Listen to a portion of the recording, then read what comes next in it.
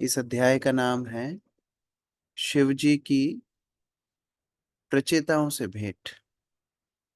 और प्रचेताओं को शिव जी भगवान के संबंध में उपदेश दे रहे हैं।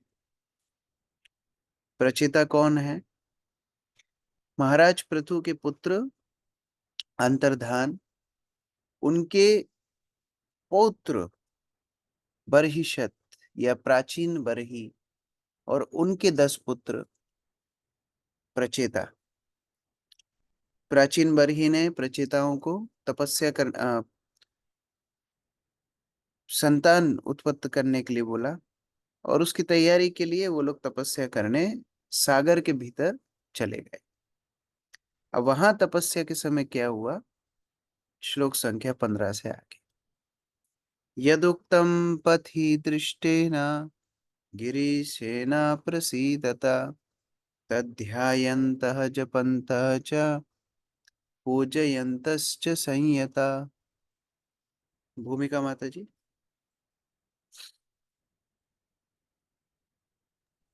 जब प्राचीन बरही के सभी पुत्रों ने तपस्या करने के उद्देश्य से घर छोड़ दिया, तो उन्हें शिवजी मिले, जिन्होंने अत्यंत कृपा करके उन्हें परम सत्य के विषय में उपदेश दिया। प्राचीन बरही के सभी पुत्रों ने उनके उपदेशों को अत्यंत सावधानी तथा मनोयोग से जपते तथा पूजा करते हुए उनके विषय में ध्यान किया।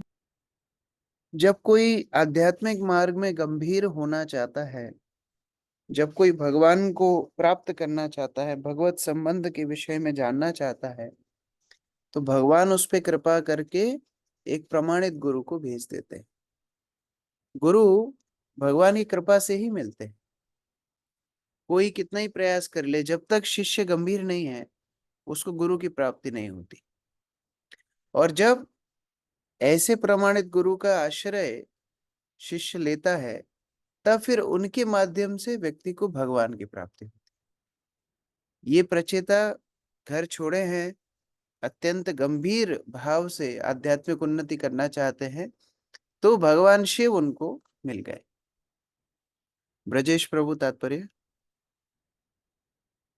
यह स्पष्ट है कि तपस्या करने हेतु या किसी प्रकार की भक्ति के लिए गुरुद्वारा पर प्रदर्शन करने की आवश्यकता पड़ती है। यहाँ यह स्पष्ट उल्लेख किया गया है कि महाराज प्राचीन भविष्यत के 10 पुत्रों को शिव के प्रकट होने से यह कृपा प्राप्त हुई और उन्होंने दयावश उन्हें तपस्या करने के विषय में उपदेश दिया। वास्तव में शिव उन 10 के गुरु हो गए और बदले में उनके शिष्यों ने उनके उपदेशों को इतनी गंभीरता से ग्रहण किया कि मात्र उन पर ध्यान करने से ध्यायन्तः वे सिद्ध हो सके। यही सफलता का रहस्य है। दीक्षा ग्रहण करके तथा गुरु से आदेश प्राप्त करके शिष्य को बिना हिचक गुरु के उपदेशों या आदेशों के विषय में ध्यान करना चाहिए और अपने आप को किसी अन्य वस्तु से विचलित नहीं होने देना चाहिए।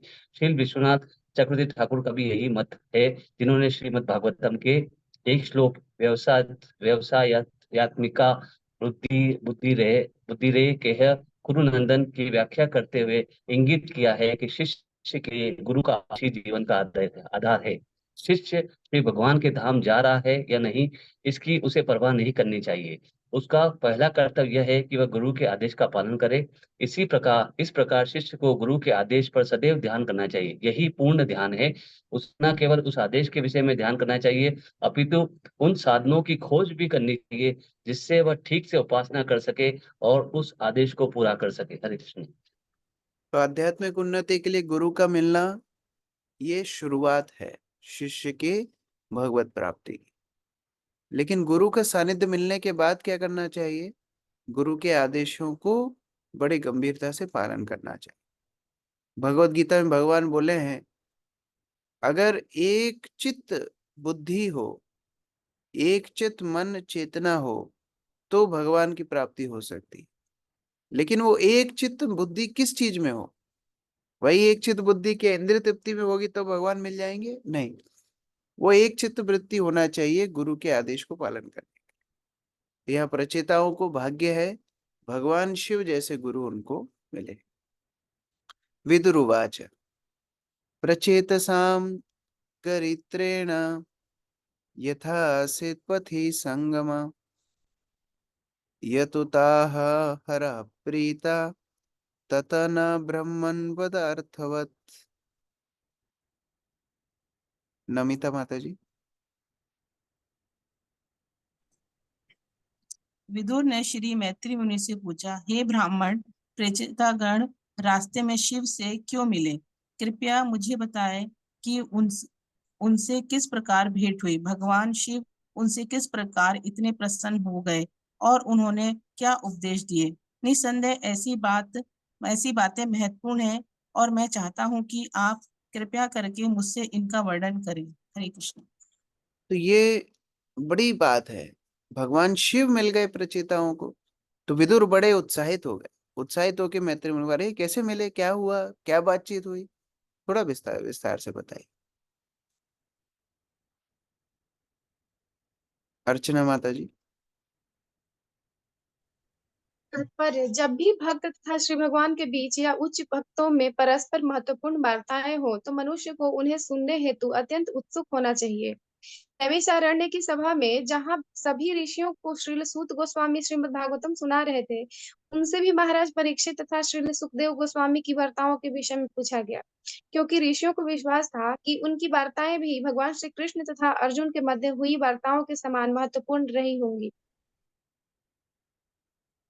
श्रीमद् भगवत गीता से पूर्णतया अवगत होना चाहता है, उसी प्रकार विदुर भी शिव तथा प्रचेताओं के बीच हुई वार्ता के विषय में श्री मैत्रेय मुनि से जानने हेतु उत्सुक थे। तो जब इतने महान व्यक्ति से मिले हैं, भगवान शिव से मिले हैं, तो कोई प्रजल तो किया नहीं होगा।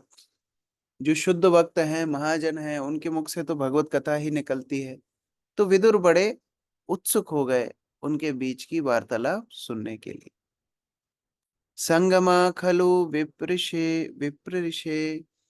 शिवे नेहा शरीरिणाम दुर्लभो मुनयो दुद्यो असंगात्यम अभिपिसितम। सुरेखा माता जी। विदुर ने आगे कहा, हे ब्रह्मा श्रेष्ठ, भौतिक शरीर में बद्ध हुए जीवों के लिए शिव के साथ प्रत्यक्ष संपर्क कर पाना अत्यंत कठिन है। बड़े बड़े ऋषि भी, जिन्हें भौतिक आसक्ति से कोई लेन देन नहीं होती, आगम पाने हेतु ध्यान में लीन रहने के बावजूद भी उनका संसर्ग प्राप्त नहीं कर पाते। हरे कृष्ण। तो ऐसा नहीं है कि भगवान शिव हर किसी को मिल जाते। भगवान शिव बहुत, उनकी संगति बड़ी दुर्लभ है।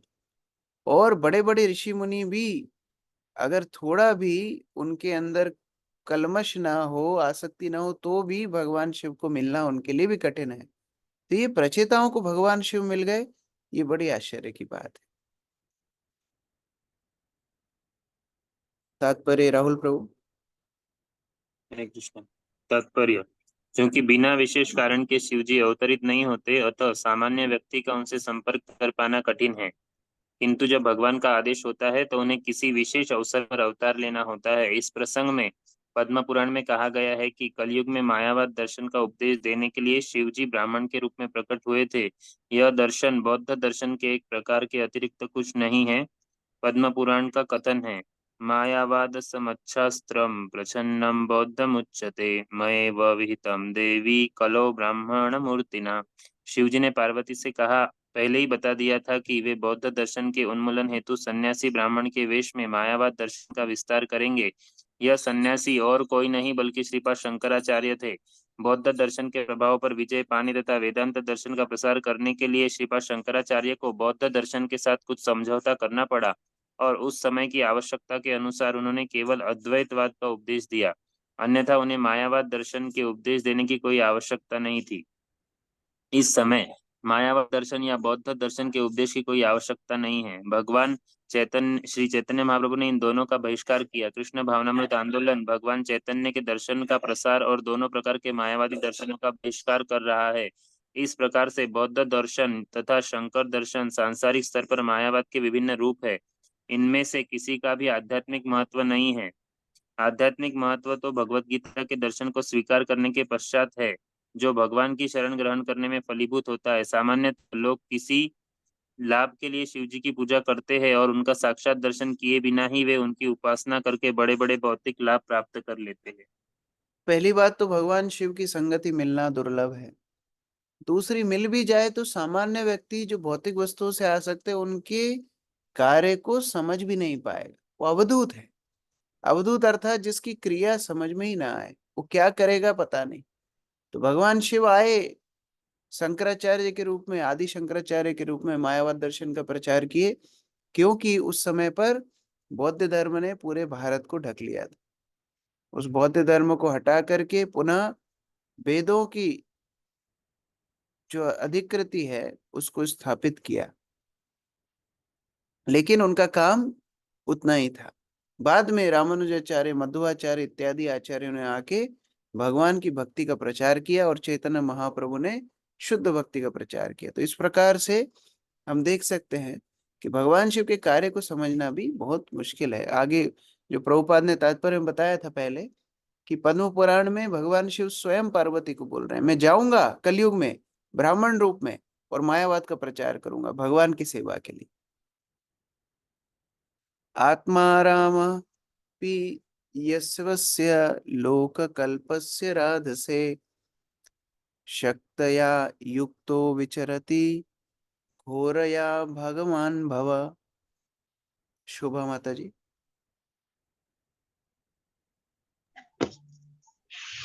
शिव जो अत्यंत शक्तिशाली देवता हैं और वे आत्मा राम हैं, जिनका नाम भगवान श्री विष्णु के ही बाद आता है।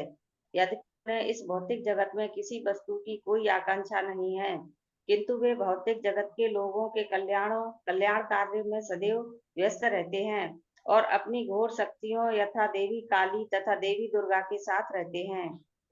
तो भगवान शिव, भगवान के बाद पहला नंबर भगवान शिव का ही है, क्योंकि भगवान जितने भी विष्णु तत्व अवतार हैं उनके और जीव जो कि भगवान का अंश है, इन दोनों के बीच में भगवान शिव है।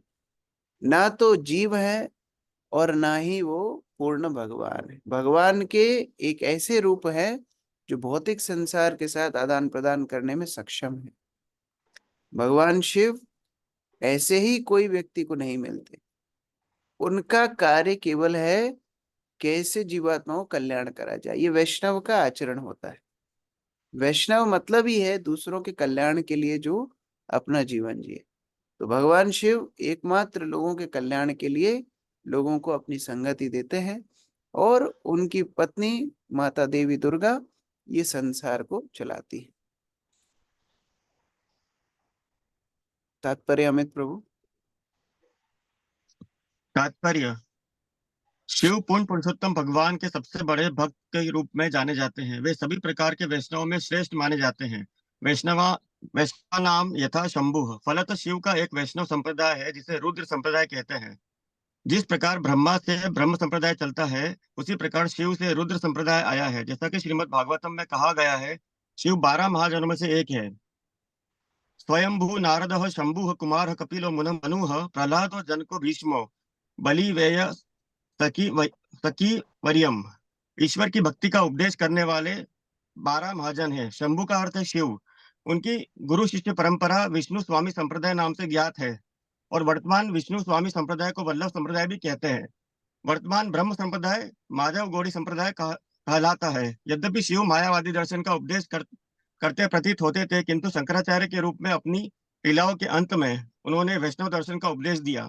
भज गोविंदम भज गोविंदम भज गोविंदम मूलमते।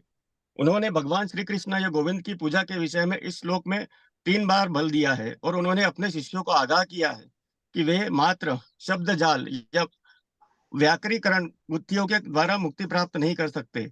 यदि कोई सचमुच मुक्ति पाने हेतु गंभीर है तो उसे भगवान श्री कृष्ण की पूजा करनी चाहिए।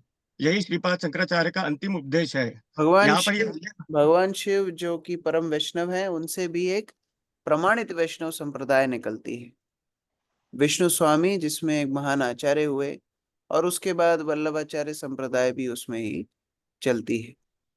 लेकिन वही भगवान शिव जो शंकराचार्य के रूप में आते हैं, ऐसा प्रतीत होता है कि मायावाद का प्रचार कर रहे हैं, लेकिन अंत समय क्या प्रचार किए थे?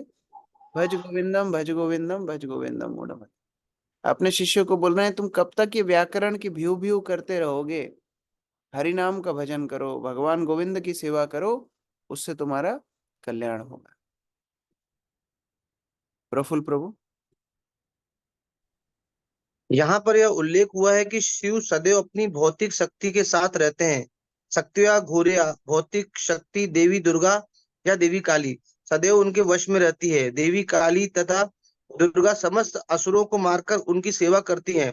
कभी कभी देवी काली इतनी क्रुद्ध हो उठती हैं कि वे बिना विचारे सारे असुरों का वध कर देती हैं।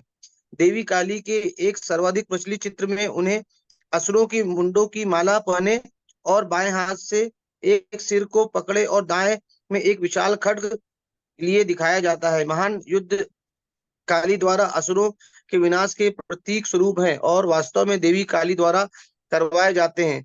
सृष्टि स्थिति प्रलय साधन शक्ति रेखा ब्रह्म संहिता 5.44। असुर लोग भौतिक वैभव से पूजा द्वारा देवी काली या दुर्गा को प्रसन्न रखना चाहते हैं, किंतु जब असुर अत्यधिक असह्य हो उठते हैं तो देवी काली उनका बड़े पैमाने पर वध करने में शक्ति नहीं है। असुरगण शिव की शक्ति के रहस्य को नहीं जानते और वे भौतिक लाभ के लिए देवी काली या दुर्गा या शिव की पूजा करते हैं। अपने जैसे आसुरी मानो आदत के कोई चिड़ियाघर में जानवरों को संतुलन में लाने के लिए, जानवरों को अनुशासन में लाने के लिए कोई व्यक्ति को रखा जाए तो वो थोड़ी हाथ में फूलों की माला लेके घूमेगा। जानवरों को संतुलन में लाने वाले को हाथ में छड़ी इत्यादि पकड़ना ही पड़ेगा। अब माता दुर्गा का काम क्या है, माता काली का काम क्या है? हम जैसे बद्ध जीवों को संतुलन में रखना, भौतिक संसार को संतुलन में रखना उनका काम है। सृष्टि स्मृति ये स्थिति साधन शक्ति रेखा। तो ये जो सृष्टि भगवान की है, भौतिक संसार, इसको संभालने का दायित्व माता दुर्गा का है। इसलिए उनके हाथ में ये सब अस्त्र शस्त्र रहते हैं। उनका काम ही है हम जैसे जीवात्मा भौतिक संसार में जो स्वतंत्र होना चाहते हैं उनको संतुलन में रखना। राजीव प्रभु पढ़िए। अपने आखिरी आचरण के कारण वे भगवान की शरण में नहीं जाते, जैसा कि भगवत गीता 7.15 में संकेत मिलता है। नमाम दुष्कृतो मूढ़ा प्रपद्यन्ते नराधमा माया अपहृत ज्ञाना आश्रम भावमा स्थिता।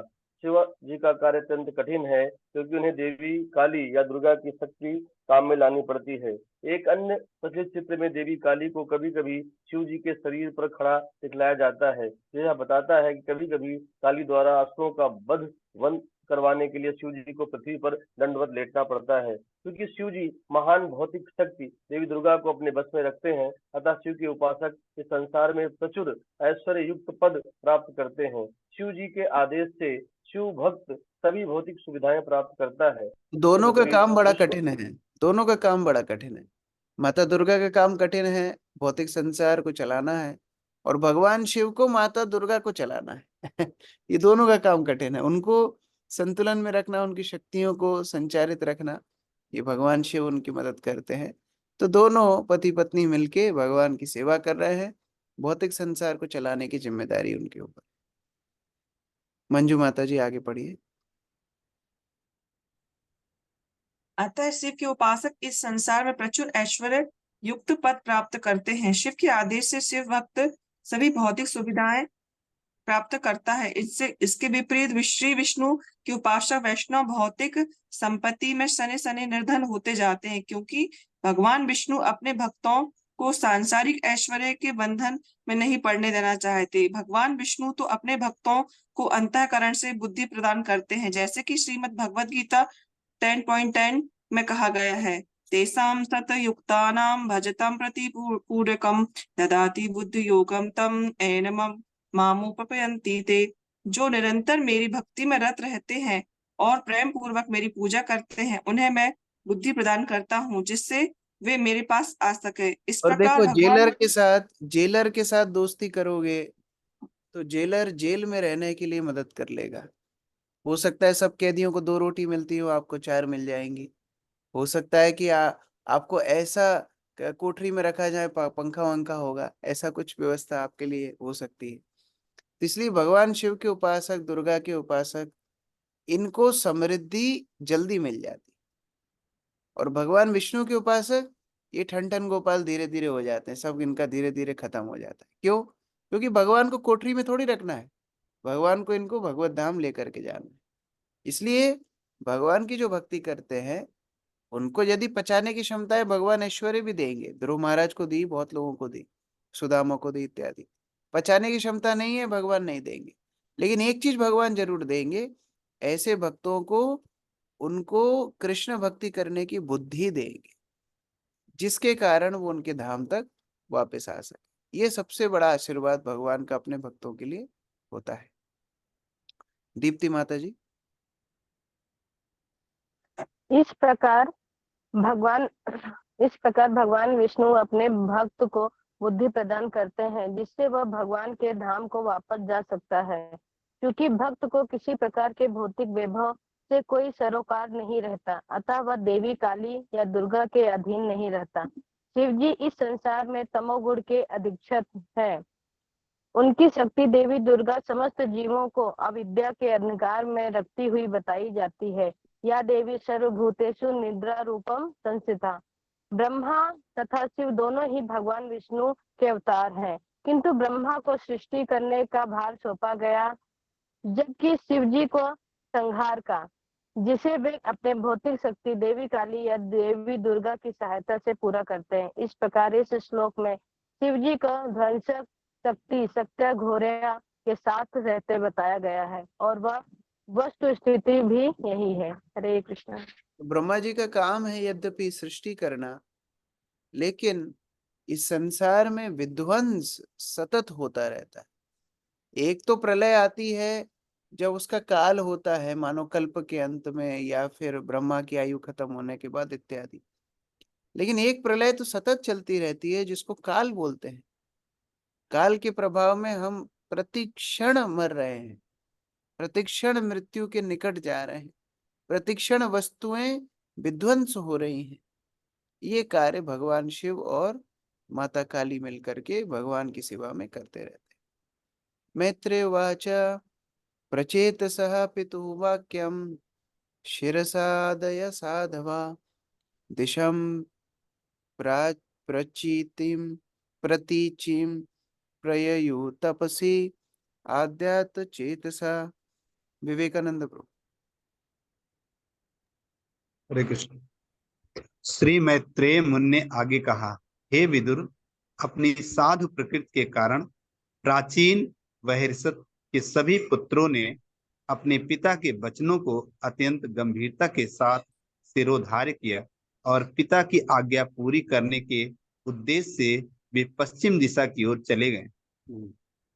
इस प्रकार से अभी जो प्रश्न पूछे हैं विदुर ने कि कैसे भगवान शिव की संगति उनको मिल गई, बड़े बड़े ऋषि मुनियों को नहीं मिलती, क्या बातचीत हुई, तो मैत्रेय मुनि उसको थोड़ा विस्तार से बता रहे हैं। पहले एक श्लोक में बता दिए थे, हाँ तपस्या करने गए, भगवान शिव से मिले, उनका कल्याण हो गया। लेकिन अभी पूछा गया है तो विस्तार से बता रहे हैं कि हाँ ये लोग गए थे तपस्या करने पश्चिम दिशा की ओर, और क्या हुआ आगे बताएंगे।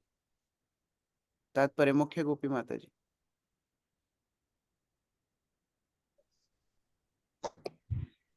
इस श्लोक में साधव, पवित्र या सदाचारी शब्द आज की परिस्थिति में अत्यंत महत्वपूर्ण है। यह साधु शब्द से निकला है। पूर्ण साधु वह है जो भगवान की भक्ति में सदैव लगा रहता है। प्राचीन ऋषि के पुत्रों को साधव कहा गया है, क्योंकि वे पिता के आज्ञाकारी थे। पिता, राजा तथा गुरु को भगवान का प्रतिनिधि माना जाता है, अतः उनका भगवान के ही समान आदर किया जाना चाहिए। पिता, गुरु तथा राजा का धर्म है कि वे अपने अधीनस्थों को इस प्रकार नियंत्रित करे कि अंततः वह भगवान के शुद्ध भक्त बन सके।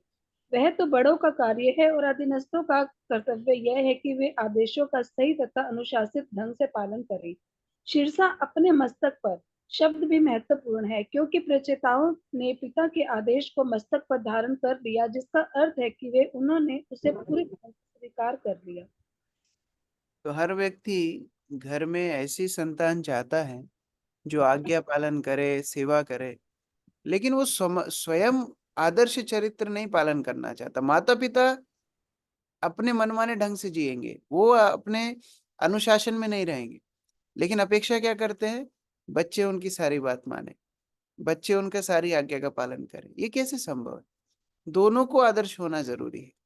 बच्चों के अंदर ये भावना हो कि माता पिता की सेवा करना, उनकी आज्ञा पालन करना, जिससे वो पवित्र सदाचारी बने, साधवा इस श्लोक में बताया गया है। और माता पिता को भी ऐसे आदर्श चरित्र जीना चाहिए कि उनकी संतानें उनको सम्मान करने में गर्व महसूस करें।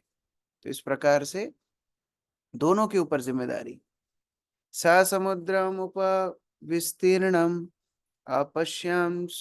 आपश्यान सुमहत्सरा महत्मना इव सुवच्छम प्रसन्न सलिलाशयम। किरण माता जी। चलते चलते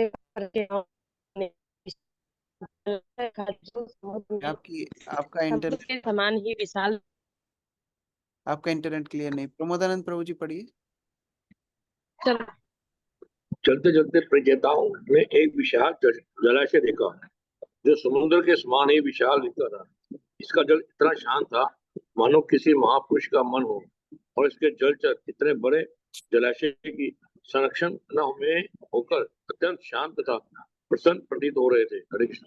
इस प्रकार चलते हुए पश्चिम दिशा में एक बड़े जलाशय के पास पहुंचे, और ये जलाशय शांत बताया गया है, जैसे किसी महापुरुष का मन। गहरा जलाशय है, बड़ा जलाशय है, लेकिन शांत है।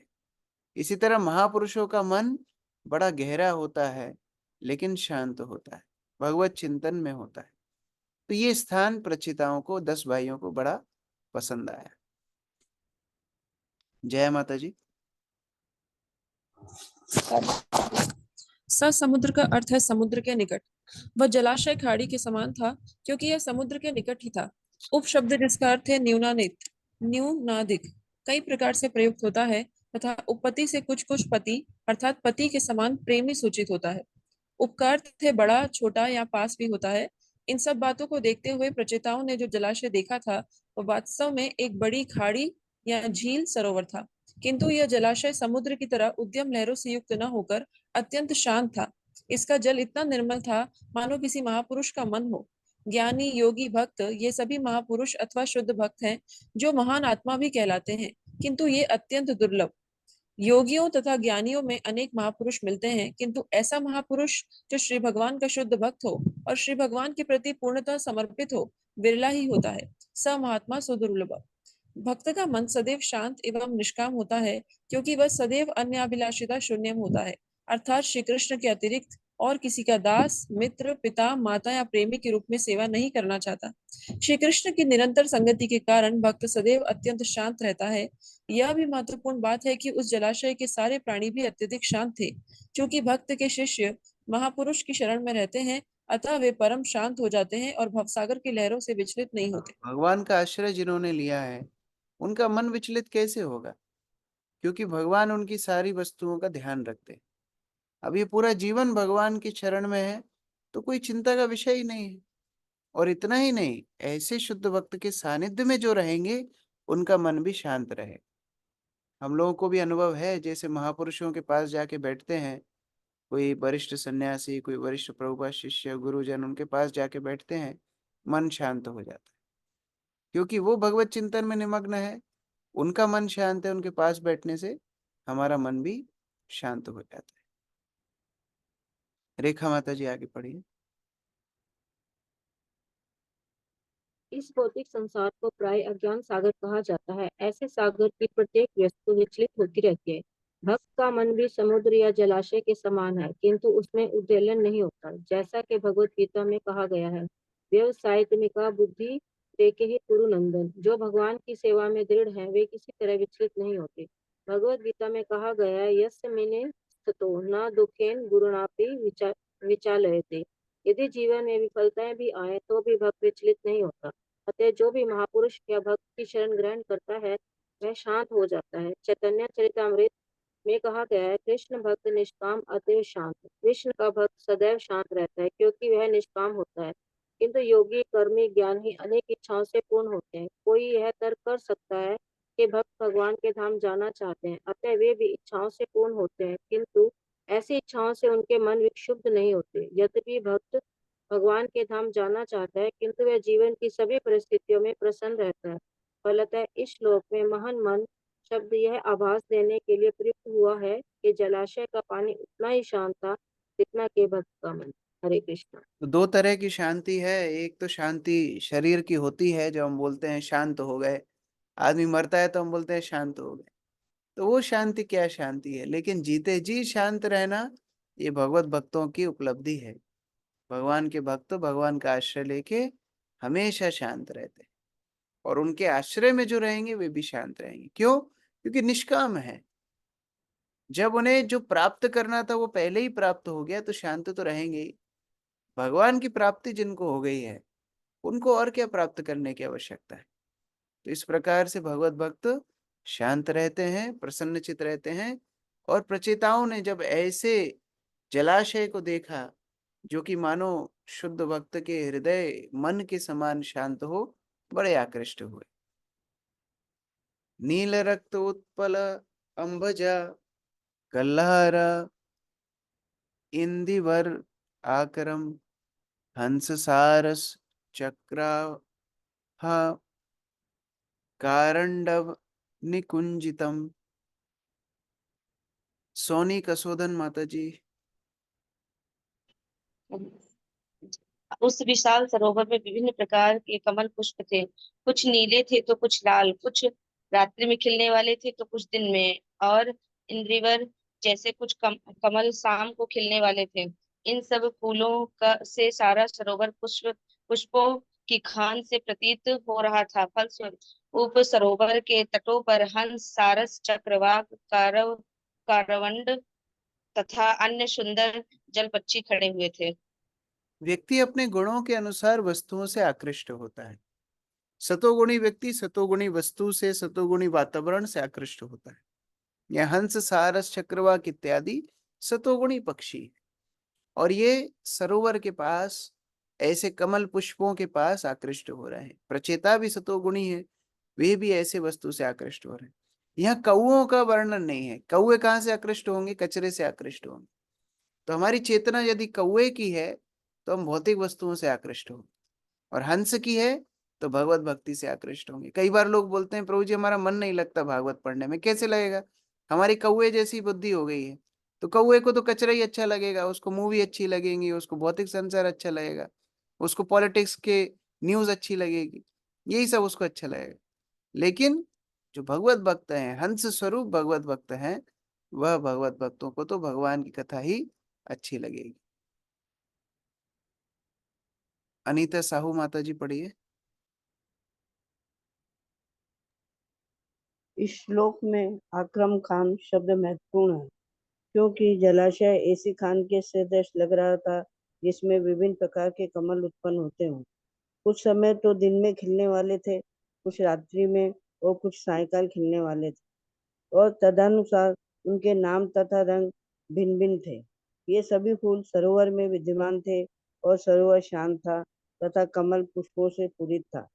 अतः हंस, चक्रवाक तथा कारंडव जैसे पक्षी किनारों पर खड़े थे और विभिन्न प्रकार के गीत गा रहे थे, जिसमें सारा दृश्य मनोरम लगता था।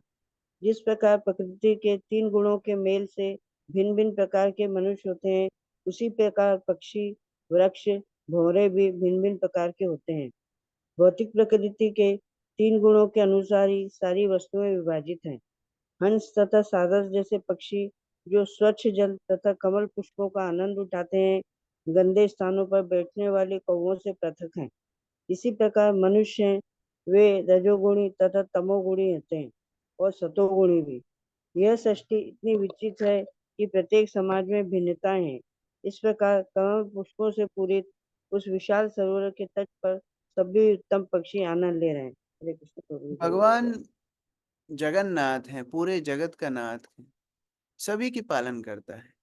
वो किसी को भी अपने कृपा से वंचित नहीं करते। लेकिन व्यक्ति सतोगुणी होगा तो भगवत भक्ति उन्मुख होगा, तमोगुणी रजोगुणी होगा तो उस कृपा का फायदा नहीं उठा पाए। यहाँ पर प्रचेता ऐसे सतोगुणी वातावरण से आकृष्ट हो रहे। और आगे बढ़ना है। मत्त भ्रमर सौसर्य हृष्ट रोमलता अंग्रिपम पद्मकोशरजादिक्षु विक्षिपत पवन उत्सवम। विनोद प्रभु। उस सरोवर के चारों ओर तरह तरह के वृक्ष तथा लताएं थी और उन पर मतवाले भौरे गूंज रहे थे। भौरों की मधुर गूंज से वृक्ष अत्यंत उल्लसित लग रहे थे और कमल पुष्पों का केसर वायु में बिखर रहा था। इन सब से ऐसा वातावरण उत्पन्न हो रहा था मानो वहाँ कोई उत्सव मनाया जा रहा हो। हरे कृष्ण। तो बड़ा ही सुंदर चित्रण यहाँ पर बताया जा रहा है कि वहां पर कितना सुंदर वातावरण था। रंगनी प्रिया माता जी। वृक्ष तथा लताएं भी विविध प्रकार के जीव हैं। जब भोरे इन वृक्षों तथा लताओं से मधु संचय करने हेतु आते हैं तो ये वृक्ष अत्यंत प्रसन्न होते हैं। वायु भी ऐसे अवसर का लाभ उठाकर कमल पुष्पों के केसर को बिखेर देती है। उस पर हंसों का कलरव तथा शांत जल। प्रचेतागण ने ऐसे वातावरण को एक अनवरत समाना। इस वर्णन से प्रतीत होता है कि प्रचेतागण शिवलोक पहुंच गए थे, जो हिमालय पर्वत के पास स्थित माना जाता है। हरे कृष्ण। तो ऐसा बता रहे हैं कि एकदम शिवलोक के पास, कैलाश के पास पहुंच गए हैं और वहां पर क्या स्थिति, कैसा उन्होंने वातावरण देखा, उसका वर्णन मैत्री मुनि विस्तार से कर रहे हैं। देखो, कथा सुनाना भी एक कला है। कथा सुनाने में ऐसा चित्रण बताना चाहिए कि व्यक्ति उस स्थान पे पहुंच जाए। ये कला है। मन को आकृष्ट करना ये कथा का एक बहुत महत्वपूर्ण अंग है। नहीं तो वो सिद्धांत सीखेगा नहीं। मन तो भौतिक आकर्षण में है, उसका पहले वो आकर्षण कथा में लाना है। मैत्री मुनि एक पटु कथाकार है, उस प्रकार से कथा कर रहे हैं जिससे मन आकृष्ट हो। हाँ, ऐसे स्थान पे गए, इतने सुंदर वहां कमल थे, इतने सुंदर वहां पक्षी थे, इतना सुंदर वातावरण था। हाँ, वहां की बात मैं सुनना चाहता हूँ। इस तरह तत्र गंधर्वमाकर्ण्य दिव्य मार्गमनहरम विशिष्यमयु राजपुत्र ते मृदंगा प्रणव आदियणु। पुष्पा माता जी। जब राजा के पुत्रों ने मृदंग तथा पड़ों के साथ साथ अन्य राग रागनियों की कर्णप्रिय ध्वनि सुनी तो वे अत्यंत विस्मित हुए। हरे कृष्ण। और ऐसा नहीं, वहां पर खूब वाद्य यंत्र इत्यादि गाना बजाना खूब चल रहा था ना। अरे, ऐसे निर्जन स्थान पे भी है कुछ? हाँ है। तो ऐसे उत्सव महोत्सव जैसा वहां चल रहा था, उससे आकृष्ट ये प्रचेतागण हुए। मीनू माता जी, तात्पर्य। सरोवर के निकट विभिन्न फूल तथा जीव तो थे ही, इनके अतिरिक्त अनेक प्रकार की रंगनियां सुनाई पड़ रही थी। कहाँ वह दृश्य, कहाँ निर्विशेषवादियों का अनेक रूपता से हीन शून्यवाद। वास्तव में मनुष्य को सच्चिदानंद की सिद्धि प्राप्त करनी होती है। चूंकि निर्विशेषवादी सृष्टि की इन विविध रूपों को स्वीकार नहीं करते, अतः वह दिव्य आनंद का भोग नहीं कर सकते। प्रेचेतागण जिस स्थान पर पहुंचे थे वह शिव का धाम था। निर्विशेषवादी सामान्यतः शिव के उपासक होते हैं, किंतु शिव जी कभी भी अपने धाम में विविधता के बिना नहीं रहते। इस प्रकार मनुष्य चाहे जहां जाए, चाहे शिव, विष्णु या ब्रह्मा लोक को जाए, ज्ञान तथा आनंद से पूर्ण मनुष्य को सर्व अनेक रूपता विचित्रता दिखाई पड़ेगी। पता नहीं कहाँ से निराकारवादियों का ये मत है कि हम जाएंगे और वहां तो कुछ नहीं मिलेगा, भले भगवान के प्रकाश में विलीन हो जाएंगे। हाँ, वो एक भगवान की प्रकृति का एक अंग हो सकता है, लेकिन भगवान का धाम तो हमेशा बहुत सारी विविध उनके भक्तों के साथ, उनके अनुचरों के साथ, उनके सेवकों के साथ हमेशा लीलाओं में रहता है। यहाँ भगवान शिव के धाम में भी ऐसी स्थिति है। बहुत सारे अनुचर वहां पर उनकी शिव वंदना कर रहे हैं, वाद्य यंत्र इत्यादि बजा करके खूब वहां महोत्सव चल रहा है। ऐसी स्थिति प्रचेताओं ने देखी। तर्ह्येव सरसः तस्मात् निष्क्रमन्तं सह अनुगम उपगीयमानम् अमर प्रवरम विबुधा अनुगई तप्त हेम।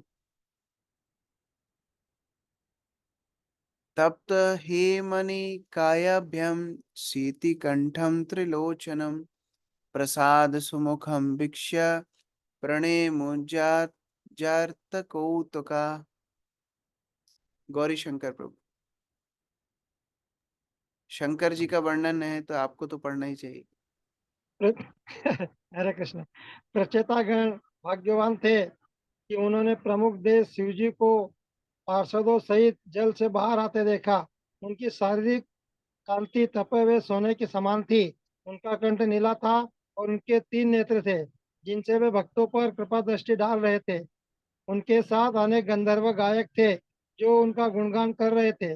जो ही प्रजेताओं ने शिव जी को देखा उन्होंने तुरंत ही कुतूहलवश उन्हें नमस्कार किया और उनके चरणों पर गिर पड़े। हरे कृष्ण। तो ऐसे प्रचेतागण जो उस जलाशय से आकृष्ट होकर खड़े थे, उनकी आश्चर्य की सीमा नहीं रही जब उस जलाशय से भगवान शिव स्वयं बाहर निकलते हुए दिखे अपने पार्षदों के साथ। भगवान शिव त्रिनेत्री हैं, नीलकंठ हैं, ऐसे शारीरिक कांति उनकी कर्पूर के समान है। ऐसे सुंदर भगवान शिव अपने गणों के साथ, अपने अनुचरों के साथ उस जल से निकलते हुए दिखे। प्रचेता तो जानते थे भगवान शिव की महानता, तुरंत जा करके उनके चरणों में गिर करके प्रणाम करने। आशा माता जी। विभुता अनुगे शब्द बताता है कि शिवजी के साथ सदैव गंधर्व तथा किन्नर जैसे स्वर्ग के वासी रहते थे। ये सब संगीत में अत्यंत पटु थे और निरंतर शिवजी की पूजा करते रहते थे। चित्रों में शिवजी का सदैव श्वेत रंग का दिखाया जाता है, किंतु यहाँ पर उनके शरीर का रंग श्वेत न होकर गलाए गए सोने या चमकीले पीले रंग का है। अत्यंत दयालु होने के कारण शिवजी आशुतोष कहलाते हैं। देवताओं में से शिवजी को निम्न वर्ग के लोग भी प्रसन्न कर लेते हैं। उन्हें केवल बेलपत्र चढ़ाने तथा नमस्कार करने की आवश्यकता है। इस प्रकार उनका नाम आशुतोष है, जिसका अर्थ है कि वे तुरंत ही प्रसन्न होने वाले हैं। सामान्यतः जो लोग भौतिक संपन्नता चाहते हैं वे ऐसे वरदान के लिए शिवजी के पास जाते हैं। उनके अत्यंत दयालु होने के कारण भक्तों को मनवांछित फल देते हैं। असुरगण उनकी इस उदारता का लाभ उठाते हैं और कभी कभी उनसे ऐसा वर प्राप्त कर लेते हैं अत्यंत घातक होता है। उदाहरणार्थ बृकासुर ने शिवजी से ऐसा वर प्राप्त किया था जिस किसी का सिर को छू देता उसका अंत हो जाता था। यद्यपि कभी कभी शिवजी अपने भक्तों को ऐसे उदारता पूर्वक वर प्रदान करते हैं, किंतु कठिनाई यह है कि कभी कभी असुरगण कपटी होने के कारण ऐसे वरों का दुरुपयोग करना चाहते हैं। उदाहरणार्थ बृकासुर ने वर प्राप्त करके शिवजी के सिर का स्पर्श करना चाहा, किंतु विष्णु के भक्त कभी भी ऐसे वर की इच्छा नहीं रखते। ना ही विष्णु अपने भक्तों को ऐसा वर देते हैं जिससे संसार भर में अशांति फैले। तो आशुतोष भगवान है, भक्त वत्सल हैं, हमेशा सब पे अनुकंपा करते हैं। वैष्णव का स्वभाव तो वैसा रहता ही है, लेकिन कई बार लोग उनकी इस करुणा का फायदा उठाते हैं और फिर असुरगण उसी वरदान को प्राप्त करके संसार में अनैतिकता, दुराचार, पाप इत्यादि फैलाते हैं। तो भगवान शिव का वर्णन बहुत सुंदर रूप से आगे किया जाएगा, कैसे भगवान शिव प्रचेताओं को देख करके बड़े प्रसन्न हुए और अपनी सबसे प्रिय वस्तु भगवत भक्ति इन प्रचेताओं को अर्पित की। हरे कृष्ण। ग्रंथराज श्रीमद् भागवतम की जय, श्री प्रभुपाद की जय। यस, किसी का कोई प्रश्न है? बसंत प्रभु। हरे कृष्णा प्रभु जी, धन्यवाद, प्रणाम प्रभु जी। मेरा प्रश्न पिछले क्लास से है। पिछले क्लास में आप बताए थे कि जो ब्रह्मचर्य आश्रम में जो अच्छे से अपना जीवन बिताते वही एक गृहस्थ में भी बहुत अच्छा गृहस्थ को बिता सकते। लेकिन प्रभु जी जब मैं ब्रह्मचारी आश्रम में था तो उस टाइम उतना इस्कॉन के लिए सीरियस नहीं था। तो उस टाइम अब भगवान का नाम जब भी उतना सीरियस नहीं करते थे, बहुत सारे गड़बड़ किए थे। तो अभी मैं बहुत अच्छे से गृहस्थ भी नहीं बिता पा रहा हूँ, तो अभी अब मैं क्या कर सकता हूँ? हरे कृष्ण। देर आए दुरुस्त आए। जरूरी नहीं है कि सब कुछ हमारे जीवन में एकदम सटीक हो। भौतिक संसार है, ऊपर नीचे जीवन चलता है, लेकिन जिस भी स्थिति में हो अब हमको भगवत भक्ति अच्छे से करनी। जो हो चुका उसको तो हम नहीं बदल सकते, लेकिन अब भगवत भक्ति अच्छे से करनी। कोई बचपन में भक्ति में आए हैं, कोई जवानी में आए हैं, कोई विवाह के बाद आए हैं, कोई बुढ़ापे में आए हैं, जब भी आए हैं अब भक्ति अच्छे से करना है। क्योंकि वास्तव में जितना भी प्रयास करें, भक्ति तो भगवान की कृपा से, गुरु की कृपा से ही होती है। ऐसा नहीं है कि हमारा पूर्व काल अगर किसी स्थिति से गुजरा है तो अब हम भक्ति नहीं कर सकते, ऐसा नहीं है। प्रभुपाद ने जब प्रचार किया, कैसे कैसे हिप्पियों को किया, कैसी कैसी आदतें उनके अंदर थी, लेकिन एक शुद्ध भक्त की शक्ति देखिए, सारी बुरी आदतें छूट गई, शुद्ध भक्त बन गए। उस प्रकार से भक्ति की शक्ति पे हमको विश्वास होना चाहिए। जो हो गया उसको छोड़ दीजिए, लेकिन अभी भक्ति गंभीरता से करने का प्रयास करना है। ऐसा नहीं है कि किसी कारण से हम भक्ति नहीं कर पा रहे, नहीं, कोई कारण नहीं। हमारी भक्ति में कोई ना कोई चुनौती तो आएगी ही।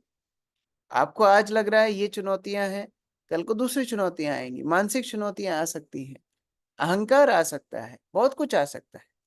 तो हमें हमेशा अपनी भक्ति में प्रगाढ़ होने के लिए गुरु वैष्णव की कृपा की याचना करना है। उनकी कृपा से पंगुम लंगाए ते गिरिम मुकम करोति वाचालम पंगुम लंगाए ते गिरिम यत् कृपा तमहम वंदे श्री गुरु दीनतारिणम। जब गुरु की कृपा होती है, वैष्णवों की कृपा होती है, तो गूंगा व्यक्ति भी कविताएं बोलने लगता है और लंगड़ा व्यक्ति भी पहाड़ चढ़ जाता है। इस प्रकार से कृपा का ये पथ है। कृपा पर विश्वास रहेगा, गुरु वैष्णव पे विश्वास रहेगा, तो हमारा भूतकाल, हमारा जो भी स्थिति पूर्व काल में हुई है, उसका कोई फल हमारी भक्ति पे नहीं पड़ेगा। ठीक है जी, thank you so much. Gauri Shankar Prabhu. Prabhu ji, मेरे 2 क्वेश्चन थे। पिछली क्लास का क्वेश्चन था शतद्वंती कौन थी प्रभु जी? श्लोक नंबर 12 में आया है शतद्वंती। हाँ, पिछली क्लास का है श्लोक नंबर 12, शतद्वंती कौन थी, ये जानना चाह रहा हूँ। संख्या 12 को वापस जाना होगा। Good morning. श्लोक संख्या 12 12 12 शतद्रुति है, शतकुंती नहीं। शतद्रुति प्रचेताओं की माँ है, प्राचीनी बरही की पत्नी, उनका नाम शतद्रुति। ठीक है,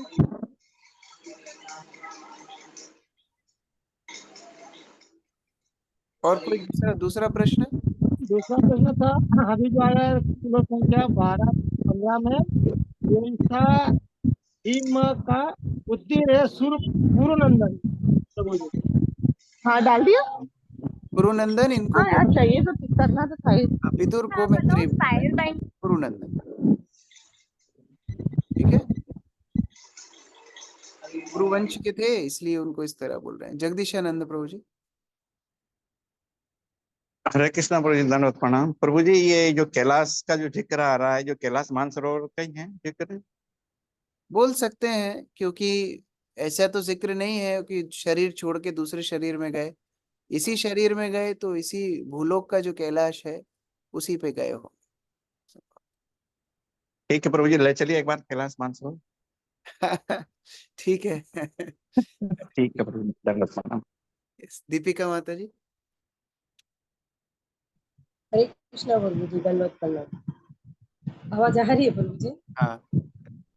और प्रभु जी, जो शिव जी की पूजा करते हैं वो शिव लोग जाते हैं, तो वहां से भी नीचे गिरने का खतरा होता है ना हाँ, संसार में? जो शिव जी के उपासक है, जो शिव जी की पूजा करते हैं और शिव लोग चले जाते हैं, तो वहां से भी भौतिक संसार में गिरने का खतरा तो रहता है ना? हाँ, उधर दो संभावनाएं हैं। जो मायावाद भाव से भगवान शिव की उपासना कर रहे हैं, निराकार भाव से, उनका पतन वहां से हो जाता है। लेकिन जो इस भावना से कर रहे हैं कि भगवान शिव एक परम वैष्णव हैं और उस विचार से उनकी सेवा कर रहे हैं और उनके धाम में जाते हैं, तो भगवान शिव उनकी मदद करते हैं भगवत धाम में प्रवेश करने में। तो दोनों संभावना है। ठीक है, अक्रूर प्रभु। दंडवत प्रणाम प्रभु जी। प्रभु जी, ये तात्पर्य में उल्लेख आता है निर्विशेषवादी सामान्य शिव के उपासक होते हैं, किंतु शिव कभी भी अपने धाम में विविधता के बिना नहीं रहते। हाँ, ये जो मायावादी हैं वो सामान्यतः भगवान शिव की उपासना करते हैं, सामान्यतः भगवान शिव को ही सब कुछ मानते हैं। लेकिन भगवान शिव के ही लोक का वर्णन हो रहा है कि वहां वाद्य यंत्र बज रहे हैं, वहां पर गान गाए जा रहे हैं, वहां पर पक्षियां मंडरा रहे हैं, वहां पर सुंदर पुष्प हैं, और भगवान शिव अपने गणों के साथ बाहर निकल रहे हैं। तो निराकारवादियों का चिंतन क्या होता है? कुछ मत सोचो, भगवान का आकार नहीं, भगवान के धाम का आकार नहीं, हम तो वहां जाके विलीन हो जाएंगे, बस पंच तत्व मिल जाएंगे और आत्मा परमात्मा में मिल जाएगी। जब उनका विचारधारा इस तरह है, उनके इष्ट देव भगवान शिव का वर्णन क्या इस तरह हो रहा है? भगवान शिव वास्तव में अपने अनुचर, विविधता मतलब वैरायटी, तो वहां पर जब वैरायटी है तो उनका धारणा ही गलत है। ये एक तरह से दूर से जब हम देखते हैं ना, कोई जैसे मानो आप एरोप्लेन में बैठते हैं, एरोप्लेन में बैठ करके नीचे देखेंगे तो उतनी विविधता नहीं दिखेगी, लेकिन जब एरोप्लेन लैंड होगा तब आप देखेंगे अरे हाँ, बिल्डिंग है, लोग चल रहे हैं, गाड़ियां चल रही हैं। तो ये दूर से देखने पे लग सकता है हाँ निराकार है, निराकार है, लेकिन जो वर्णन शास्त्रों में है, भगवान शिव का लोक हो, ब्रह्मा का लोक हो, वैकुंठ लोक हो, भगवत धाम हो, सब कुछ में विविधता है, और वहां जाने के बाद फिर सेवा करने का अवसर जीव को मिल सकता है। ठीक है, ये थोड़ा बच्चों जैसा भावना है। बच्चों को बताते हैं ना हम कि बच्चों पढ़ाई करो, बाद में आराम ही आराम है। आराम होता है क्या? कुछ आराम नहीं होता है। पढ़ाई करने के बाद भी मेहनत करना है, पढ़ाई करने के बाद भी जॉब करना है, नौकरी करना है, व्यवसाय करना है, जो भी करना है। लेकिन बोला ऐसा जाता है कि पढ़ाई कर लो, बाद में आराम ही आराम। उसी तरह मायावादियों का है, खूब तप करो, पठन करो, यज्ञ करो, ज्ञान अर्जित करो, बाद में सब मजा ही मजा है, भगवान में जाके मिल जाएंगे। लेकिन वैसा होता नहीं है, वहां जाने के बाद भी सेवा है। अंतर इतना है कि यहाँ कष्टमय जीवन है, वहां आनंदमय जीवन है, इतना अंतर है। ठीक है, विनोद प्रभु। हरे कृष्णा प्रभु जी। प्रभु जी, वर्तमान समय में कई गृहस्थ भी, कर्मी भी, सन्यासी भी और मायावादी भी विभिन्न तीर्थों में, जैसे अयोध्या भी जा रहे हैं, काशी भी जा रहे हैं, लाखों में केदारनाथ भी जा रहे हैं, बद्रीनाथ भी जा रहे हैं। तो इनका फल किस प्रकार से प्राप्त होता है प्रभु जी? देखिए, भगवान भावग्राही हैं, लेकिन साथ में भगवान कभी कभी भाव को छोड़ के क्रिया का भी फल दे देते हैं। भगवान इतने कृपालु हैं तो भावग्राही। शुद्ध भाव होगा तो घर बैठे ही आपको भगवत भक्ति में उन्नति मिलेगी, और शुद्ध भाव नहीं होगा तो भी भगवान क्रिया का महत्व देते हैं कि चलो कम से कम चल के मेरे धाम तक आया तो सही। नहीं है शुद्ध भाव, रील बनाने के लिए आया है, वीडियो बनाने के लिए आया है, फोटो खिंचाने के लिए आया है, कम से कम आया तो सही। गर्मी से बचने के लिए केदारनाथ चला गया, कम से कम आया तो सही। इस तरह से भगवान वो भाव को भी फल देते हैं। तो ठीक है, कम से कम भगवान के तीर्थ की, धाम की यात्रा कर रहे हैं, उनको कुछ ना कुछ फल तो मिलेगा ही मिलेगा, आध्यात्मिक उन्नति मदद मिलेगी। लेकिन सबसे बड़ा तीर्थ है वैष्णवों का संग। तीर्थ कुर्वन्ति तीर्थानि, जिनको वैष्णवों की संगति मिल जाए उससे बड़ा तीर्थ और कोई नहीं है। क्यों? क्योंकि वैष्णवों की संगति में कृष्ण भक्ति करने का उत्साह बढ़ता है, भगवान की सेवा करने का उत्साह बढ़ता है। तो ये सबसे बड़े तीर्थ यात्रा है। लेकिन फिर भी कोई शारीरिक रूप से भी करे तो भी भगवान कम से कम उसको सुकृति तो प्रदान करते ही हैं कि चलो ठीक है, तुमको थोड़ा आध्यात्मिक उन्नति तो होगा ही होगा। तो लोग जा रहे हैं, बहुत अच्छी बात है, कम से कम डिज्नी वर्ल्ड ना घूम के चार धाम की यात्रा कर रहे हैं, यही बड़ी अच्छी बात है। हरे कृष्ण, हरे कृष्ण। यस, सरिता माता जी। हरे कृष्ण प्रभु जी, धन्यवाद प्रणाम। प्रभु जी, आज सावित्री चतुर्दशी व्रत है, तो हम कर सकते हैं? हम तो करते हैं पहले से। देखो, रोज रोज भी भूखा रहना अच्छा है। साधु मुनि तो रोज ही भूखे रहते थे, ये तो अच्छा ही है। नहीं खाना, नहीं पीना, धीरे धीरे तो शरीर का आहार निद्रा भय मैथुन कम ही करना है। लेकिन ये सब व्रतों का कोई उपयोग नहीं। एक एकादशी व्रत एकमात्र काफी है, सभी व्रतों का समागम उसमें है। देखो, ये जितने व्रत तप होते हैं ये सब इसी संसार के हैं, इसी संसार में रह जाएंगे, आपको ये भगवत प्राप्ति नहीं करा पाएंगे। इस संसार में रहना है तो खूब करो, शुक्रवार गुरुवार जितने देवी देवता हैं सबके व्रत करो। लेकिन अगर भगवत प्राप्ति करनी है तो ये सब पछड़ों में ना पड़ते हुए भगवान में एकमात्र शरण्य होना चाहिए। देखो, बच्चा जब छोटा होता है नाक में उंगली डालता है तो क्या हमेशा ही नाक में उंगली डालता रहेगा? जब छोटा होता है तो नंगा घूमता है तो क्या हमेशा ही नंगा घूमता रहेगा? तो ये बात नहीं करना चाहिए। हम तो हमेशा से करते आ रहे थे, अब भगवत भक्ति में आए हो तो अभी सीखना चाहिए। कम से कम अब ये विचार करना चाहिए कि मैं जिनका आश्रय लिया हूं, क्या वो मेरा उद्धार नहीं कर सकते हैं? क्या प्रभुपाद जी के आश्रय में आया हूं, प्रभुपाद मेरा उद्धार नहीं कर सकते हैं? तो इतना संकोच क्यों? जो माला पे आप हरिनाम का जप कर रहे हो उससे बड़ा कुछ नहीं है दुनिया में। ये हरिनाम से बड़ा और कुछ नहीं है। तो ये सारी जो कर्मकांडी वस्तुएं हैं, करने में कोई बुराई नहीं है, लेकिन जरूरत 1% भी नहीं है। तो हाँ, आप करिए, शरीर को फायदा मिलेगा, कम से कम एक दिन खाना नहीं मिलेगा तो शरीर खुश रहेगा, लेकिन जरूरत एकमात्र नहीं है। ये हमारा आश्रय एकमात्र कृष्ण है, उनके अलावा और किसी का आश्रय लेने की आवश्यकता नहीं। ठीक है जी प्रभु जी, एक प्रश्न है प्रभु जी। आप म्यूट हो गए।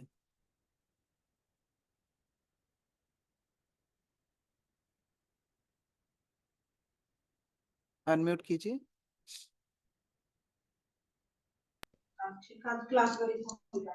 प्रभु जी, वो चिट्ठी सब भगवान के पोस्टर को पोस्टते रहते, चिट्ठी से मर जाते हैं, वो पाप लगेगा ना? क्या हुआ? वो चींटी सब नहीं रहते हैं, भगवान सबको सफाई करते हैं ना, वहाँ चींटी सब मर जाते हैं, पाप लगेगा ना? उसको चींटी को आराम से उठा के हटा देना, उसको जोर से नहीं मारना। ठीक है। अजामिल सॉरी मृगारी जब नारद मुनि का आश्रय लिया तो दंडवत भी करता था, तो अपने कपड़े से पहले चींटियों को हटाता था, फिर दंडवत करता था। वैष्णव किसी को कष्ट नहीं पहुंचाते, कम से कम जानबूझ के तो नहीं। अब गलती से जो हो रहा है उसके ऊपर तो हमारा नियंत्रण नहीं है, लेकिन जानबूझ के इस तरह कभी नहीं कर। सोनी कसोदन माता जी। हरे कृष्ण प्रभु जी। प्रभु जी, जैसे पिछले क्लास में आपने बताया था तो महाराज जब भगवत धाम गए, तो वो उनका अलग सा लोक बना था। आपने एक बार मतलब कोई जो करता मतलब पृथु महाराज की इस कथा को सुनता है तो पृथु महाराज के लोक में जाता, क्या उनका कोई अलग सा लोक था? पृथु महाराज भगवत धाम ही गए, तो भगवत धाम इस तरह वर्णन है कि जहां पृथु महाराज के लोग वहीं जाएंगे, मतलब भगवत धाम ही जाएंगे। जैसे मानो कोई बोले जहाँ राष्ट्रपति रहते हैं वहीं जाएंगे, मतलब कहाँ? राष्ट्रपति भवन जाएंगे। तो उसी तरह से पृथु महाराज के पास मतलब वैकुंठ धाम में प्रवेश किए तो वैकुंठ धाम में प्रवेश मिलता है। ठीक है। ये प्रश्न और जो है प्रभु जी, जैसे भी आपने बताया कि जो मतलब निराकार होते हैं वो भगवान में विलीन होना चाहते हैं, तो क्या जैसे जो अभी करते हैं तो क्या बिना भगवान की भक्ति के भी वो भगवान के पास ही चले जाएंगे? देखिए, दो दो अंतर हैं। जैसे भगवान के निराकार स्वरूप उनका प्रकाश मात्र है, वो वहां तक जा सकते हैं, लेकिन भगवान की संगति बिना भक्ति के नहीं मिल सकती। तो ऐसा सब कुछ एक नहीं है। भगवान की निराकार स्वरूप मतलब उनकी ब्रह्म ज्योति में विलीन होना, ये किसी भी जीवात्मा के लिए संभव है, लेकिन बिना भगवत भक्ति के भगवान की संगति संभव नहीं। जैसे मान लीजिए कोई बड़ा एक थिएटर या मॉल है, बड़ा सा एक थिएटर है, उसके आसपास घूमने के लिए आपको टिकट नहीं लगेगा, लेकिन अंदर बैठ के एसी में बैठ के पिक्चर देखना है तो टिकट खरीदना पड़ेगा। उसी तरह भगवान की शक्ति, भगवान की ऊर्जा, भगवान का प्रकाश ब्रह्म ज्योति है, उधर तक ज्ञानी पहुंच सकते हैं, उधर के लिए कोई टिकट नहीं है। लेकिन धाम में प्रवेश करके भगवान की सेवा करना, संगति करना, उसके लिए भगवान की भगवत भक्ति रूपी टिकट लगता है। ठीक है। जी प्रभु जी। आरती माता जी। आरती सोमानी माता जी। हरे कृष्ण प्रभु जी, धन्यवाद प्रणाम। प्रभु जी, बहुत जिज्ञासा है।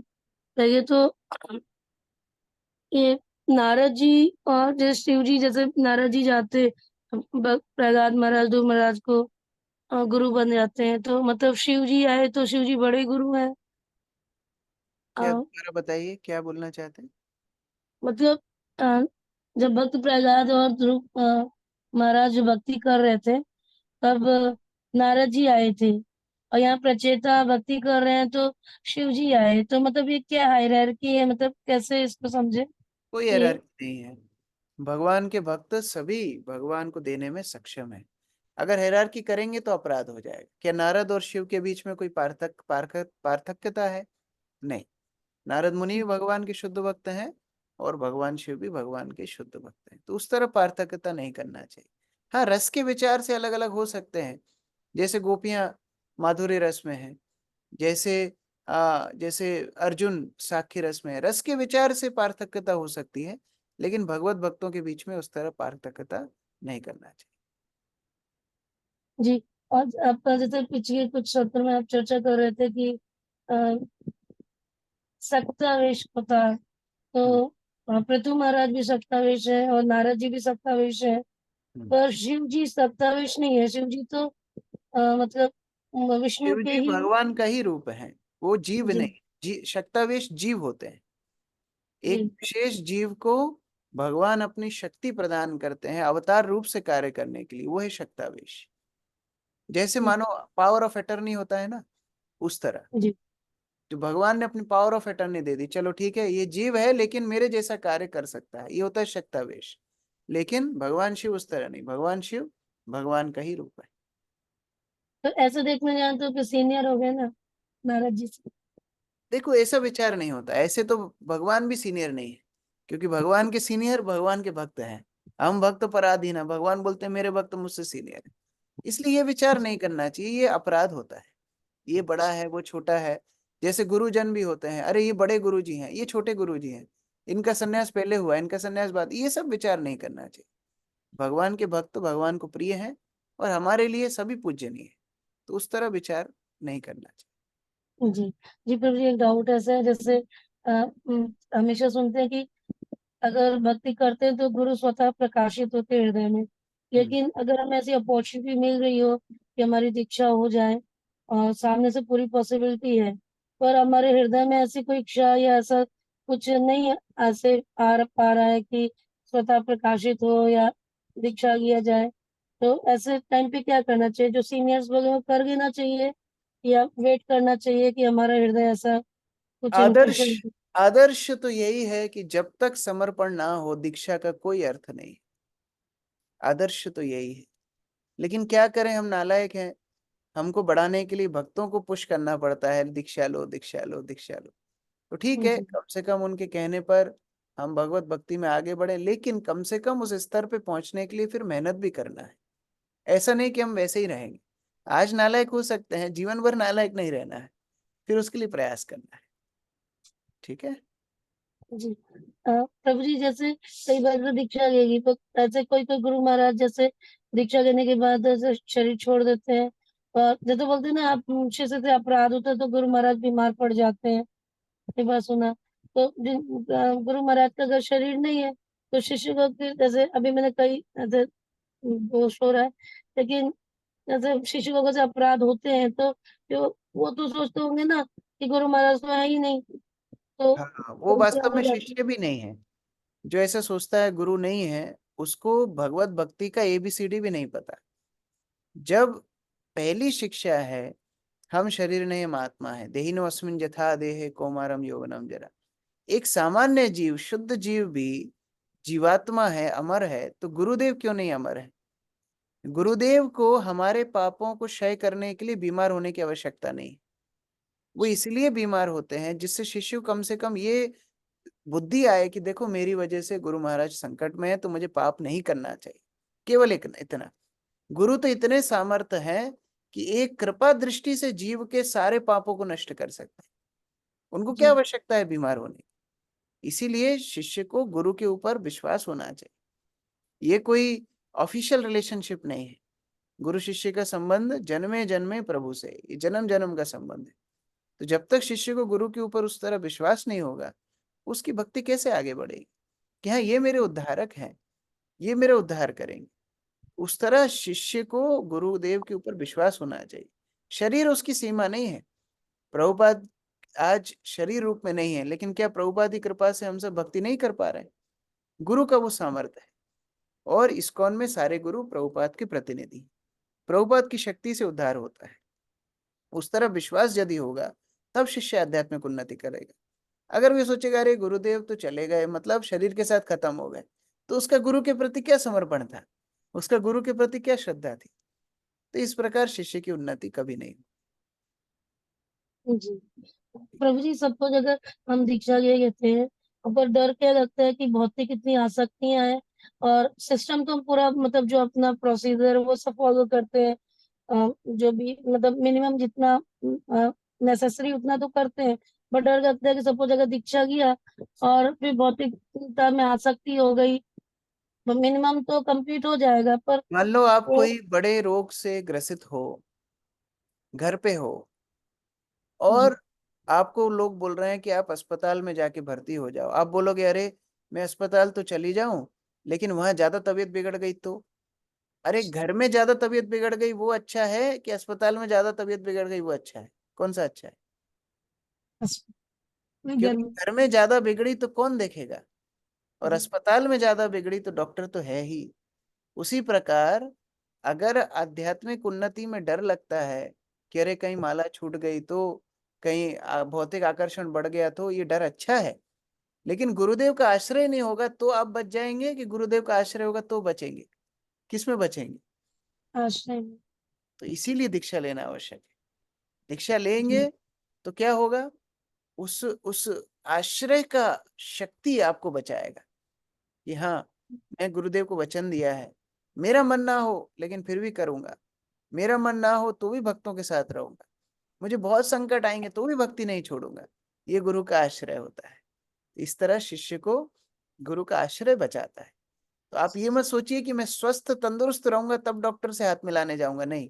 बीमार लोग डॉक्टर के पास जाते हैं, स्वस्थ तंदुरुस्त लोगों के पास जाने की आवश्यकता क्या है? जी ठीक प्रभु है। जी, एक प्रश्न है, मतलब थोड़ा सा टॉपिक से हटके है। जैसे अभी प्रभुपाद तो अपने गुरु महाराज को उनको समझाया ना कि ये आजादी के लिए तो भूमि के मध्य को मतलब सनातन धर्म में आ जाओ। तो मतलब अभी जैसे कल बीजेपी जैसे न्यूज में आ रहा था कि हार रही है, तो वो बहुत मूड खराब हो रहा था। तो मैं थोड़ा सा समझाने का प्रयास की कि इसका सॉल्यूशन क्या है।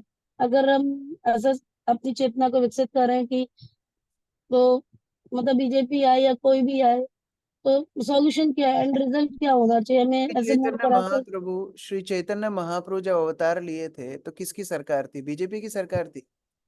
मुगल। किसकी सरकार थी? मुगल थे।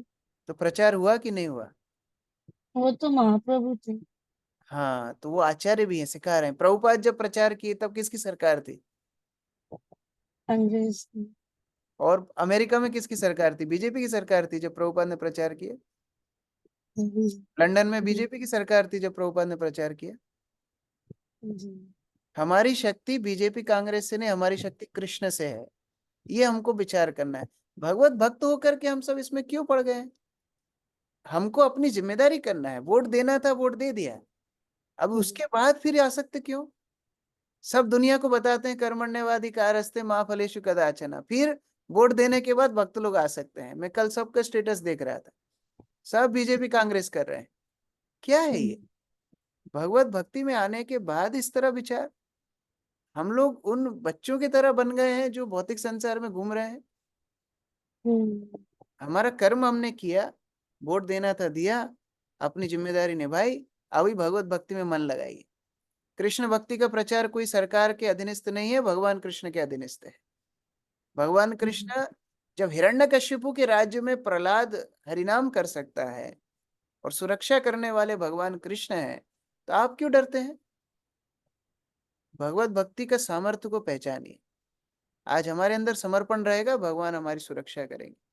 उस तरह विचार होना चाहिए। जिम्मेदारी निभाइए, लेकिन किसी सरकार के ऊपर, किसी नेता के ऊपर हमारी भक्ति चलेगी क्या? हमारी भक्ति का आश्रय आचार्य लोग हैं, प्रभुपाद हैं, रूप गोस्वामी हैं, सनातन गोस्वामी हैं। उनका चिंतन कीजिए। ये जागतिक नेताओं से कुछ नहीं होने वाला। वो खुद का उद्धार नहीं कर सकते, आपका उद्धार क्या करेंगे? यदि इतनी अच्छी सरकार थी तो उनमें से कितने लोग भगवत भक्त बन गए, बताइए। उन्होंने कितनी भक्ति कर ली जो आपको भक्ति सिखाएंगे? इस प्रकार जागतिक वस्तुओं को छोड़ना है। आप अपनी जिम्मेदारी करिए, उसमें कोई दो राय नहीं है। मैंने भी वोट दिया था, लेकिन अब जिम्मेदारी निभाने के बाद भगवत भक्ति में मन लगाई। उस समय आसक्ति में पड़ने का हमारा कोई काम नहीं। प्रभुपाद का आंदोलन रशिया में बढ़ रहा है, क्या रशिया में बीजेपी की सरकार है? वहां कैसे भगवत भक्ति? और कम्युनिस्ट सरकार थी, भगवत भक्ति की दम पर कम्युनिस्ट सरकार गिर गई। किसने किया? भगवान कृष्ण ने किया। आज बड़े बड़े देशों में भगवत भक्ति का प्रचार विस्तार हो रहा है, किसने किया? भगवान कृष्ण की कृपा से हुआ। तो कोई सरकार की मदद हमारी कृष्ण भक्ति के लिए जरूरी नहीं। सरकार को कृष्ण भक्ति की जरूरत है। यदि उन्हें अपना उद्धार करना है तो उन्हें भगवत भक्ति का आश्रय लेना सीखना होगा। भक्तों को उनका आश्रय लेने की क्या आवश्यकता है? इतना विश्वास तो वृंदावन ब्रजमंडल का बच्चा बच्चा बोल देगा। हम इस्कॉन के बड़े बड़े भक्त इन सब चीजों में पढ़ रहे हैं। थोड़ा सा विचार करिए, प्रभुपाद की शिक्षाओं को थोड़ा विचार करिए। जी जी प्रभु जी, एक बार जैसे जैसे सोशल इवेंट हो कहीं, और जैसे अगर न्याय संगत नहीं हो, विरोधी कार्य से लफ्ज आते काफी ज्यादा, जैसे दिल्ली एयरपोर्ट पे भी देखने को मिलते हैं, मतलब मुस्लिम लड़का और हिंदू लड़की ब्राइडल गेटअप में। तो इन सब चीजों को भक्तों पे ध्यान नहीं देना चाहिए, इग्नोर कर देना चाहिए, या आप उसमें करेंगे क्या? मुझे बताइए, आप क्या करेंगे? आप एक स्टेटस डाल के दुनिया चेंज कर देंगे? आप प्रचार कीजिए। सबसे बड़ी मदद दुनिया में आप कर सकते हैं भगवत भक्ति का प्रचार। आप भगवान के भक्त बनाइए, आप शास्त्रों की शिक्षा दीजिए, वो शिक्षित कीजिए। आज हिंदू, आप सोचिए, हम लोग बल दे रहे हैं हिंदू बनो, हिंदू बनो, हिंदू बनो। हिंदू को भगवत गीता का एक अक्षर नहीं मालूम। उस तरह हिंदू का क्या मतलब है बताइए? उसमें और मुसलमान में क्या अंतर है? क्या अंतर है दोनों में? कोई अंतर नहीं प्रभु। कोई अंतर नहीं, जीरो। तो क्या हिंदू लड़की और क्या मुसलमान लड़का? वो हिंदू लड़की को भगवत गीता पता नहीं, मुसलमान लड़के को भगवत गीता पता नहीं। तो क्या अंतर है दोनों में? दोनों पशु हैं, द्विपाद पशु। शास्त्र बोलते हैं धर्मे न हीना पशु भी समान। दोनों पशु हैं, ना हिंदू है ना मुसलमान। इसीलिए भगवत भक्ति का प्रचार आवश्यक है। शिक्षा दीजिए, प्रभुपाद की पुस्तक बांटिए, भक्त बनाइए।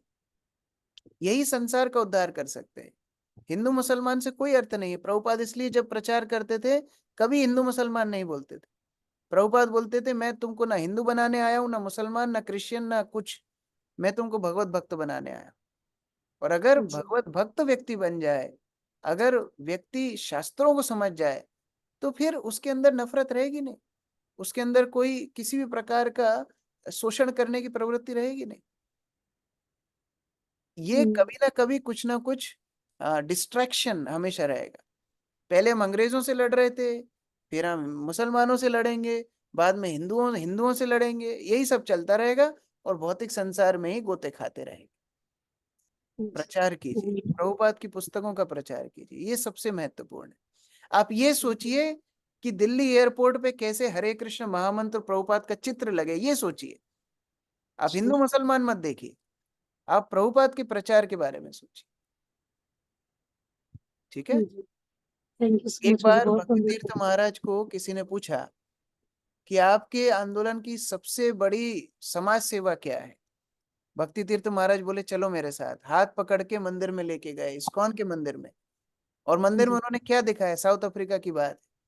उधर दिखाया कि कैसे एक यहूदी क्रिश्चियन साथ में भजन कर रहे हैं, कैसे एक मुसलमान हिंदू साथ में भजन कर रहे हैं, कैसे एक गोरा और काला साथ में भजन कर रहे हैं।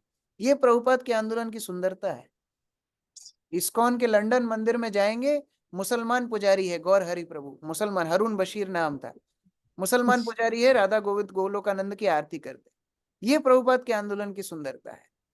अगर विश्व को एक साथ एक झंडे के अंदर लाना है, चैतन्य महाप्रभु की शिक्षा का प्रचार करना हो, ये सबसे बड़ा हमारा संबल है। अगर ये भावना हमारे अंदर रहेगी, हमें कोई सरकार की आवश्यकता नहीं। जी, बहुत ही सुंदर तरीके से समझाया था। Thank you so much. Sorry, मैं थोड़ा हेवी बोला, लेकिन ये जरूरी था। नहीं तो क्लैरिटी हो गई, एकदम क्लियर कर दिए। Thank you so much. धन्यवाद। श्री प्रभुपाद की जय, समवेत भक्त वृंद की जय, निताई गौर प्रेमानंद।